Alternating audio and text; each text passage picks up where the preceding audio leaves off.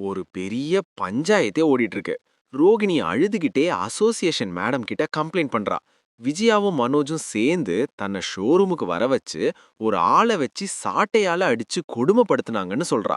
இத கேட்டு முத்துவும் மீனாவும் ஷாக் ஆகுறாங்க. விஜயா முதல்ல மறுத்தாலும் அப்புறம் வேற வழி இல்லாம ஆமா ஆளை வச்சு அடிச்சது உண்மைதான்னு ஒத்துக்கிறாங்க.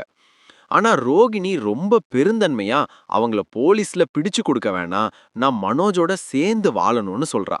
இதனால அசோசியேஷன் மேடம் விஜயாவை எச்சரிச்சுட்டு கிளம்புறாங்க. விஜயாவுக்கு இதனால கோபம் இன்னும் அதிகமாகுது.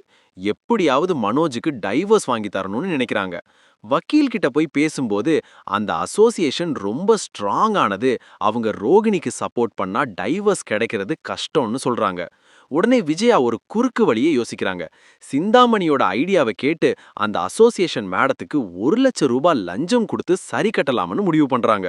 அடுத்து விஜயா ஒரு பெரிய ஹோட்டல்ல அந்த மேடத்தை வர வச்சு பேசுறாங்க. அங்கேயும் ரோகிணிய பத்தி தப்பு தப்பா சொல்லி பாக்குறாங்க. ஆனா அந்த மேடம் எதையும் நம்ப தயாரா இல்ல.